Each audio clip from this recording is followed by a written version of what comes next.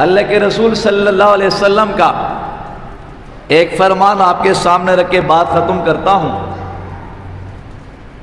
اللہ کے رسول نے فرمایا کہ قیامت کی جو نشانیاں ہیں، قیامت کی جو نشانیاں ہیں ان میں سے فرمایا رب کاسیات عاریات ممیلات مائلات رؤوسہن کاسنمۃ البخت لم یجدن ریح الجنہ وَإِنَّ رِیحَهَا لَتُوجَدُ مَسِیرَةَ کذا و کذا۔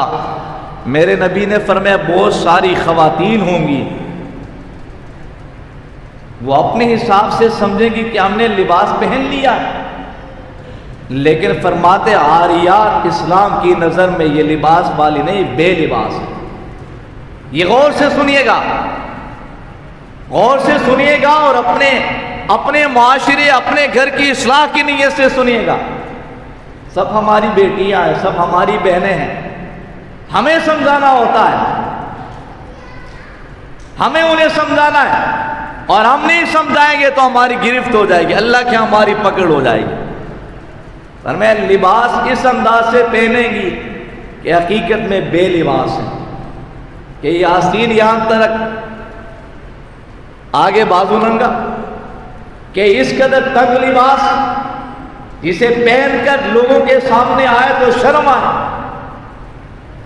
ایسا انداز سے لباس جو مسلمانوں والا لباس نہیں ہے۔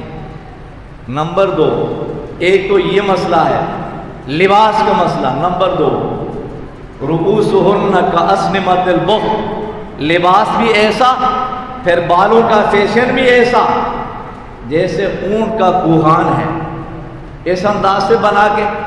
سر پہ دوپٹہ نہیں ہے، سر پہ دوپٹہ نہیں ہے، بالوں کا چھپانا عورت کے لیے فرض ہے کہ ان پر نظر نہ پڑ لے، غیر محرم۔ فرمایا عورت بال اس انداز سے بنا، یہ مسئلہ کیوں ہے؟ لباس اس انداز سے کیوں بنا رہی ہے؟ بالوں کو اس انداز سے بنا کر بغیر برقع بغیر دوپٹہ کے کیا مسئلہ ہے؟ فرمایا ممیلات مائلات، حقیقت میں ان کے اندر مرض موجود ہے، ان کے اندر بیماری موجود ہے۔ کیا بیماری ہے؟ ممیلات مائلات، خود دوسروں کی طرف مائل ہونا اور دوسروں کو اپنی طرف مائل کرنا، یہی مقصد ہوتا ہے، اس لیے وہ اس انداز سے لباس پہنتی ہیں۔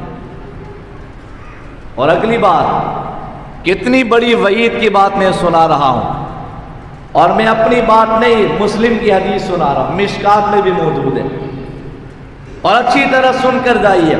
فرمایا لم یجدنا ریح الجنہ وَإِنَّ رِیحَهَا لَتُوجَدُ مَسِیرَةَ کذا و کذا۔ ایسی خواتین جنت میں جانا تو دور کی بات ہے، میرے نبی نے فرمایا ایسی خواتین جنت کی خوشبو بھی نہیں پا سکتی۔ وَإِنَّ رِیحَهَا لَتُوجَدُ مَسِیرَةَ کذا و کذا، جنت کی خوشبو یہاں کی خوشبو کی طرح نہیں ہے۔ ایک روایت میں آتا ہے 500 سال کی مسافت سے آتی ہے، ایک روایت میں آتا ہے 100 سال کی مسافت سے آتی ہے۔